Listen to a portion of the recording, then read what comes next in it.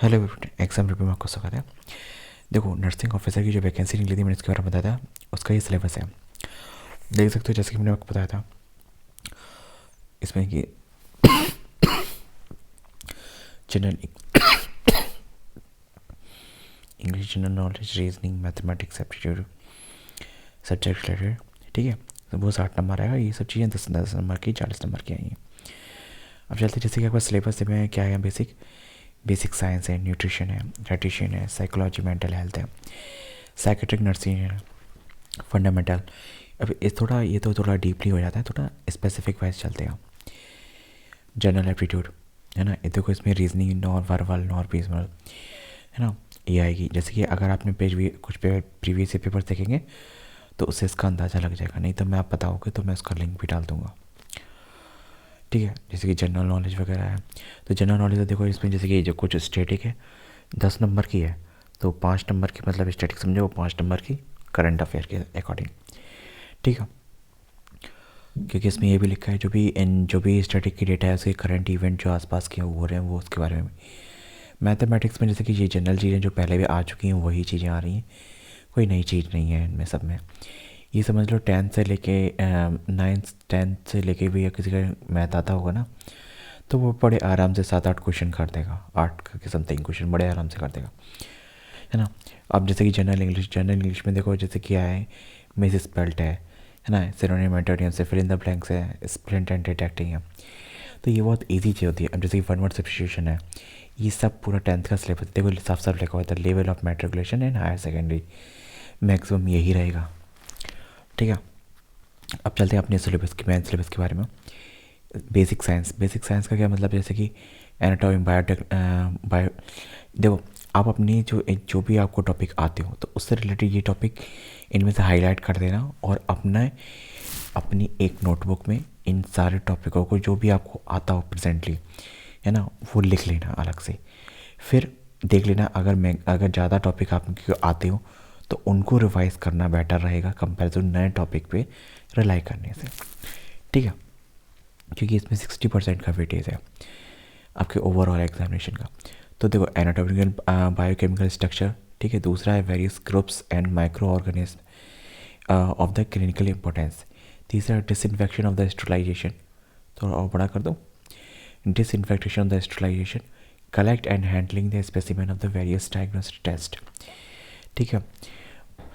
Evaluate the weight and measures the demonstrative skills in calculations. अगर diploma वाले हों तो वो ध्यान रखें, ये सब आपके फर्स्ट सेमेस्टर के जो फर्स्ट टर्म का जो भी एग्जामिनेशन हुआ होगा उसमें ये सब आपको दिख जाएंगे टॉपिक, ठीक है। नेक्स्ट बात करते हैं, read the interpreted prescription and care for the drug according to the regulation. जो भी प्रिस्क्रिप्शन में ड्रग दी गई हो, जो भी नर्सिंग का विभाग होता है, नर्सिंग में जैसे कि जो मॉर्निंग में, मिड डे में और इवनिंग में जो ड्रग पेशेंट को देते हैं जाके, तो जो वहाँ प्रिस्क्रिप्शन लटका होता है अकॉर्डिंग टू उसी के हिसाब से ड्रग देनी है, हैंडलिंग करनी है, ये लिखा हुआ है, ठीक है। Describe the various groups of the drug acting on different systems of the body. बहुत सारे कुछ ड्रग्स के बारे में आपको डिस्कस करना है, मतलब जो कुछ ड्रग्स के टॉपिक दिए होंगे आपके स्पेसिफिक सिलेबस में, जो आपके मतलब डिप्लोमा या ग्रेजुएशन के सिलेबस होगा तो उसके अकॉर्डिंग अब देख लेना उसमें कौन कौन सी ड्रग्स दी गई हो, कुछ ड्रग्स को याद कर लेना। Recognise the toxins symptoms related to the common drug to the and poison, ठीक है। जो कुछ ऐसी ड्रग्स होती है जो जो पॉइजनिंग में दी जाती है ना, तो वो उससे रिलेटेड है कि मतलब उनके सिम्टम्स वगैरह, तो वो उनको उनको पता करने के लिए है। नेक्स्ट है nutrition and dietitian. Various nutrition and dietitian importance maintain for health. अब जैसे इसमें बहुत सारे, जैसे कि देखो न्यूट्रिशन में मालूम, जैसे कि विटामिन मिनरल्स, है ना, अपने कार्बोहाइड्रेट्स, फैट्स, लिपिड्स, तो इन सब के बारे में इसमें सब कुछ दिया गया होगा जहाँ तक मैंने, ठीक है। और the plant diets suitable to the for the social and the economic status, different age and group and the physiological conditions, ठीक है। मतलब डाइट को बनाना कैसे सीखते हो आप, ठीक है। तो ये आपको सिखाया जाता है, ये आपके सिलेबस में जो आपको मैंने अभी बताया था ना, उसमें आपको ये टॉपिक सारे मिल जाएंगे। जैसे कि ये लाइन लिखी हुई है, तो एक लाइन के बारे में मैं आपको एक जो एसम्पशन है पूरी लाइन जो कह रही है मैं वो बता सकता हूँ, ठीक है। लेकिन जो डीपली है वो आपका सिलेबस आपको बता देगा, दैट्स इट, ठीक है। दूसरा आपको इसको कंपेयर करना है, ये नहीं कि पूरा वही सिलेबस है, कंपेयर करना है, थोड़ा अलग होता है, थोड़ा फाइंड आउट होते हैं, इवन आउट कर देना और दैट्स इट, मैच कर लेना। Plan therapeutic diets for the various disease, ठीक है, डाइट वगैरह प्लान कर लिया। इसमें फिजियोलॉजिकल मेंटल कंडीशन, तो इसमें sorry psychological mental and psychiatric nursing, ठीक है। इसमें कम्युनिकेशन से मतलब पेशेंट को मतलब जैसे कि पेशेंट इंटरप्रेटर रिलेशन बनाते होते, यदि पेशेंट को ज़्यादा जैसे कि इंजेक्शन लगाने वक्त या ड्रिप चढ़ते वक्त कोई भी अगर इशू हो तो वो आपसे कंफर्टेबली कह सके, कोई प्रॉब्लम हो उसे, है ना। तो इसमें नॉर्मल एंड डेविएशन में behavioural various ages of author, ठीक है। Explanation the principle of the psychology and its application in the health and issues. देखो अगर आप किस तरह, भले डॉक्टर पेशेंट को ट्रीट करता है, उससे बात करता है, लेकिन आप उसको मेडिकेशन देते हो तो उसकी नज़र में एक आप भी एक हेल्थ केयर ऐसा पर्सन हो जो उसकी केयर कर रहा है। एक तरीके से आपने देखा होगा वो भी डॉक्टर साहब बोल देता है आपको, नर्सिंग स्टूडेंट को, तो वो भी बोल देता है कि डॉक्टर साहब जी हमारे यहाँ दर्द हो रहा है या मेरे यहाँ दर्द हो रहा है, डॉक्टर साहब जी तुमने जो अभी इंजेक्शन लगाया ना, इससे हमें बड़ी चक्कर से खुजली सी आ रही है, तो वो बोल देता है। तो इसमें उस तरीके से कि आपको किस तरीके से आपको पेशेंट के साथ डीलिंग करनी है, तो जिससे कि वो कंफर्टेबल हो दवा लेने में, अडेप्ट करने में, रिलैक्स होने में और सोने में मैं चीज़, जिससे कि उसे ज़्यादा बेटर रिलीफ मिले, ठीक है। ये सब पूरा इसमें यूज़ पूरा इसमें सब होता है। नेक्स्ट बात करते हैं फंडामेंटल इसमें देखो एक पॉइंट ये भी था, therapist utilise in the psychiatric and the various roles of the nursing in psychiatric nursing, ठीक है। अब नेक्स्ट है फंडामेंटल नर्सिंग। फंडामेंटल नर्सिंग में क्या डिस्क्राइब करा है, इसमें क्या है जो nursing as a profession, its scope and activity and ethics. तो मतलब इसमें जैसे जो आपको ओथ वगैरह दिए जाते हैं, या जो आपकी मतलब जो आपकी ड्यूटीज़ होती हैं उनके बारे में सब बताया जाता है। नर्सिंग क्या होता है, कैसे ऐसे प्रोफेशन हम किस तरीके से वर्क कर सकते हैं, तो वो सब है। फर्स्ट एड ट्रीटमेंट क्या होता है, तो फर्स्ट एड ट्रीटमेंट जैसे कि कहीं भी कोई भी एक्सीडेंट हो गया हो, या फिर मतलब कोई भी सिचुएशन है एक्सपेक्टेड, है ना, कोई भी सडन सिचुएशन में जो फर्स्ट ट्रीटमेंट दिया जाता है वो फर्स्ट एड ट्रीटमेंट होता है, ठीक है। नेक्स्ट है जैसे कॉन्जेंटियल एंड सेफ इन्वायरमेंट पेशेंट्स, ठीक है, और carrying out the basic nursing procedure for the care of the patients with the understanding of the scientific principle and involve.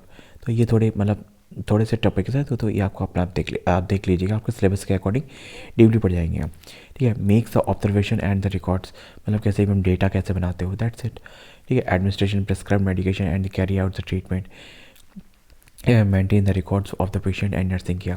आप लोगों के पास जब आप जैसे हॉस्पिटल में काम करोगे तो उसमें आपको एक फ़ाइल मिलती है, हर पेशेंट के पास वहाँ पे रखी होती है, नहीं तो आप लोगों के पास रखी होती है। तो हर पेशेंट की जैसे कि उसमें क्या मेडिकेशन चल रही है, तो उसी के अकॉर्डिंग आप मतलब मेन स्टोर से लेके मेडिसिन उसके लिए लेके जाते हो और उसको देते हो। मेनली जो सर्जिकल वगैरह या फिर मतलब जो भी ओरल भी होती है तो वो भी ऐसे ही रहता है सिस्टम, ठीक है। नेक्स्ट है कम्युनिटी हेल्थ एंड नर्सिंग। ये वीडियो थोड़ी बड़ी हो रही है लेकिन आपको इसमें डिटेलिंग इन्फॉर्मेशन मिलेगी, तो अगर आप मतलब आप तो प्लीज़ इस वीडियो को पूरा देखिएगा। नेक्स्ट क्या है personal environment and social cultural effect, ठीक है, और method for the controlling the spread of disease, ठीक है। ये आपके जैसे कि कम्युनिटी मतलब जैसे कि need for health education and evaluate, ये जनरल चीज़ें हैं, ये कुछ ऐसा कुछ इसमें कुछ बड़ी तोप नहीं है, ये जनरल चीज़ें हैं। Systems and the social prepare for the use for appropriate audio visual aids for the imparting health educations, ठीक है। The symptoms of the social disorganization and the social pathologies, ठीक है। Demonstrative skill in the medico social work, किस तरीके से आपकी अपनी skill का इसमें तरीके से वर्क कर सकते हैं, ठीक है। The principle of the health care to the mother and to the mothers and the childrens and the services available to them the urban and rural communities, ठीक है। मतलब आप किसी मतलब जो जैसे नहीं जब बच्चा पैदा होता है तो माँ की और हेल्थ की केयर के अकॉर्डिंग आप किस तरीके से उसे केयर कर सकते हो, ठीक है। Deviation and from the normal among the mother and take care for necessaries for actions in the clinical health centres and the homes. तो मतलब कौन कौन से आपको एक्शन लेते हैं, किस तरीके से पूरा, जैसे कि जब बच्चा पैदा होता है तो कभी कभी कुछ मदर्स ऐसे होते हैं जो उनको कैरी नहीं कर पाती हैं, कैरी करने में जैसे कि बोलते हैं जनरल, अगर आप हिंदी में नाम तो ना हंसोलिया चली गई, मतलब एक तरीके से मतलब गर्दन की जो मतलब जो बच्चा है ना गर्दन की तरी एकदम सीधे फिट नहीं बैठ पाता, थोड़ी नस हो जाती है गड़बड़ कुछ एक्सपेक्टेड, बोलते हैं देसी भाषा में बोलते हैं हंसोलिया चली गई। तो वो चीज़ होती है कि जैसे किस तरीके से बच्चे को लेना है, किस तरीके से आपको मतलब जैसे कि फीडिंग करानी है बच्चे को और किस तरीके से सुलाना है, तो वो सब चीज़ें तो वो एक नर्सिंग नर्स बहुत अच्छे से बता पाती है। और जो मदर होती है और वो उसकी मतलब अंडरस्टैंडिंग भी बहुत अच्छे से हो जाती है उसकी। तो educate the community about the need and the method for the family planning. मतलब फैमिली प्लानिंग मतलब जैसे कि मतलब जैसे कोई भी हस्बैंड वाइफ होता है कि हम कितने बच्चे करेंगे, मतलब 2 4 XYZ, ठीक है। तो वो प्लानिंग के अकॉर्डिंग फैमिली प्लानिंग वो होती है। मतलब एजुकेट मतलब आप इन्फॉर्मेटिव कर सकते हैं कि आपको मतलब कितनी करनी चाहिए, मतलब ये कोई फाउंडेशन नहीं है लेकिन फिर भी एक एजुकेट कर सकते हैं कि हमारी पॉपुलेशन के अकॉर्डिंग हमें ये देखना चाहिए, हमारी नेसेसरी के अकॉर्डिंग। ये नहीं है कि मतलब एक कोई लिमिट नहीं है, कोई प्लानिंग नहीं है, तो वो चीज़ है। तो ये मतलब फैमिली प्लानिंग तो मतलब जो भी मेडिकल फील्ड का वो सभी ने पढ़ा ही होगा। Demonstrate skill in the community diagnosis and the delivery of the community nursing services in according to the national and the health care systems. ये कुछ नहीं है, मतलब सेंट्रल मतलब जो हेड लेवल पे जो मतलब बड़ी ऑर्गेनाइजेशन में जो भी चलती है हेल्थ केयर सिस्टम्स वगैरह चलती है, तो उसके अकॉर्डिंग इन्फॉर्मेशन जो स्किल्स वगैरह है तो वो चीज़ करने the medical and surgical nursing, ठीक है। इसमें जो कुछ टॉपिक्स आते हैं जैसे कि कॉजेस एंड पैथोलॉजी सिम्टम्स। ये जो मेडिकल सर्जिकल जैसे कि जो आपने देखा होगा ऑपरेशन थिएटर में जो नर्सिंग होती है, उनका काम इन सब में आता है। दैट्स इट, मैं शॉर्टकट में बोल दिया कि मैं किसी को जानता हूँ जैसे कि इसमें एनेस्थीसिया देना होता है, पेशेंट की ट्रिप वगैरह का पूरा देखना होता है कि उसके बाद कौन से ट्रिप सर्जिकल्स वगैरह कौन से रखे आते हैं, तो वो सब चीज़ों को पूरी केयर करना नर्सिंग के डिपार्टमेंट का होता है काम। और वहाँ पे मेडिकेशन लाना, वहाँ से मेडिकेशन फार्मेसी से लाई जाती है, मेडिकेशन का रिक्वायरमेंट वो कर सेट करते, और बाकी जो भी रिक्वायरमेंट होते हैं अंदर हॉस्पिटल का वो नर्सिंग सेट करती हैं। बाकी डॉक्टर ऑपरेट करते हैं। ऑपरेट मतलब और डॉक्टर को ऑपरेट करने में जो मतलब हेल्प करती हैं वो नर्सिंग करती है, मतलब और इक्विपमेंट्स वगैरह से रिलेटेड। नेक्स्ट चलते हैं पीडियाट्रिक नर्सिंग। जैसे कि अभी मैंने आपको बताया था जैसे मदर केयर वगैरह की, मदर और बच्चे की केयर, तो वो सब चीज़ें इसी में आती। The describe the growth and the development of the nutrition. किस तरीके से बच्चे को मतलब न्यूट्रिशन वगैरह माँ कैसे हेल्थी डाइट ले ताकि बच्चे को न्यूट्रिशन एंड हेल्थी बच्चा हो, ठीक है। Explain the basic principles of the involve in paediatric nursing, ठीक है। ये कुछ ऐसे टॉपिक्स हैं जो थोड़ा थोड़ा आप पढ़ लेंगे ना तब भी आपको बहुत अच्छा आइडिया हो जाएगा, क्योंकि एक बार को पढ़े हुए दोबारा थोड़े थोड़े देखने होते हैं। अब द ऑब्स्टेट्रिक नर्सिंग, इसमें क्या anatomy physiology of the pregnancy, ठीक है, child birth and the puerperium, ठीक है। अब antenatal the care to the mother, ठीक है। The episiotomy and the sutures and the first and the second degree tears. Simple सी बात है, देखो सूचर्स मतलब जैसे कि सर्जिकल वगैरह जैसे कि जो करते हैं ना, तो उसके relating first and second tears. पहला जब टाँका लगाया, दूसरा है ना, टीयर मैंने क्या चला होता है, ठीक है, कटा हुआ था, टीयर मतलब काटना, ठीक है। The domiciliary services to the mother and children, ठीक है। Management and the common obstacle the emergencies needing immediate treatment in family welfare advices. देखो अगर एक चीज़ बताता हूँ, अगर आप फ्रेशर हो, ठीक है, इसमें कोई एक्सपीरियंस तो BSc नर्सिंग वालों के लिए तो कोई एक्सपीरियंस, अगर आप फ्रेशर हो तो मैं केवल इतना कहूँ, कभी भी आप कहीं भी हॉस्पिटल का ही हो, है ना, किसी भी नर्स को कहीं पे भी ट्रीटमेंट करते हो, जो भी आपने देखा हो डॉक्टर को छोड़ के, है ना, वो 90% सारी नर्सेस ही होती हैं, है ना, नर्सेस कंपाउंडर्स ही होते हैं, तो उनका जो पूरा वर्क होता है वो सब इसमें इंक्लूड है।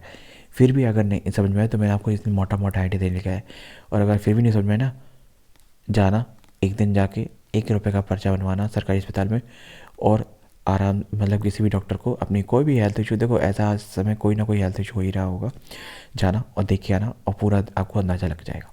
That's it. मतलब मेरा मतलब ये कहीं डॉक्टर के पास जाओगे ना तो वहाँ पे नर्स होगी, ठीक है, वो नर्स होगी, वो आपको ट्रीट करेगी, कि जैसे वेट देखे, वेट मॉनिटर करेगी, जो भी करेगी XYZ वगैरह ये सब चीज़ें देखेगी, तो वो उससे आपको पता चलेगा कि एक वर्किंग प्रोफेशन है, इसमें क्या हो रहा है, यहाँ पे क्या हो रहा है, यहाँ पे क्या हो रहा है, तो एक आपको एक मोटा आइडिया लगेगा प्रैक्टिकल वाला, ठीक है। Principal of the administration for the supervision education in trend in nursing, ठीक है, ये लास्ट पेज है, बस इतना ही है। The principle of the administration for the application and to the administration in the at level, ठीक है।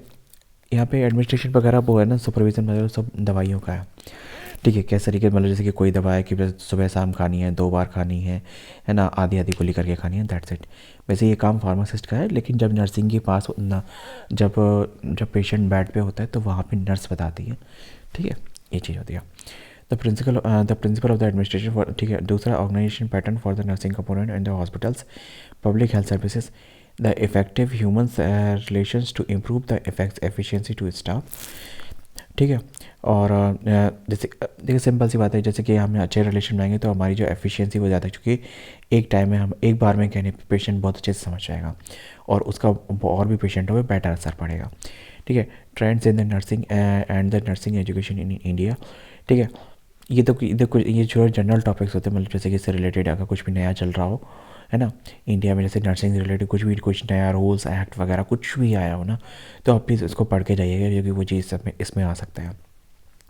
ये प्रिंसिपल एंड एडमिनिस्ट्रेशन सुपरविजन वगैरह में method for the teaching and the application to the nursing, तो जैसे कि अगर आपने इतना सब पढ़ा होगा तो आप उसको टीचिंग में कैसे बता सकते हो लोगों को, तो बस इतना ही है। Nursing as a profession and the right responsibility and adjustment, ये पहले भी आ चुका है पर द प्रोफेशनल लाइफ, तो आपकी रेस्पॉन्सिबिलिटी पहले आपका काम क्या है, कैसे करना है, क्या आपकी क्या जिम्मेदारी होती है, कहाँ पे किस पद पे आप, कहाँ पे है तो कब ऑपरेशन थिएटर में है तो क्या आपकी ज़िम्मेदारी, आप हॉस्पिटल में हैं तो क्या है, आप पेशेंट के पास है तो क्या है, ठीक है। अगर आप मतलब पेशेंट का जब प्रोफाइल देख रहे हैं तो आपकी क्या जिम्मेदारी, डॉक्टर के पास बैठे तो आपकी क्या जिम्मेदारी है, एक्सपेक्टेड, ये सब चीज़ें इसमें इस लास्ट वाले ऑप्शन में आती है। तो बस यही आपका सिलेबस है। फिर भी मैं आपका इसके इस सिलेबस का जो लिंक है मैं आपको वीडियो के डिस्क्रिप्शन में डाल दूँगा, तो आपको वहाँ से डायरेक्ट पहुँचेंगे। नहीं तो मैं आपको बता दूँगा ऑफिशियल साइट पे, जैसे इस लिंक है ना, उसमें आपको एक सेकेंड, एक ऑफिशियल साइट पे दिखा रहा हूँ, एक सेकेंड रुकना, सॉरी ऑफिशियल साइट पे नहीं दिख रहा है, मैं दिखा दूँगा। ऑफिशियल साइट पे आप जैसे वहाँ पे लिंक करेंगे तो अप्लाई के नीचे ही साइड में सिलेबस का ऑप्शन दिया गया, तो जैसे मैंने अभी आपको टैप करके दिखाया था, तो बस वहीं पे आपको टैप करना है, आपको सिलेबस भी डाउनलोड हो जाएगा। तो बस यही सिलेबस है, बस वीडियो में बस इतना ही। वीडियो अगर वीडियो लगे तो वीडियो को लाइक, चैनल को सब्सक्राइब बिल्कुल नहीं। और हाँ, अगर कोई भी आपको दिक्कत हो तो कमेंट बॉक्स में जरूर पूछेगा, क्योंकि मेरे पास इसको जानने का और डीपली समझने का एक सिंपल सटीक सा सॉल्यूशन था, तो वो मैंने आपको बता दिया। जय हिंद। मिलते हैं नई वीडियो में नई इन्फॉर्मेशन के साथ। जय हिंद।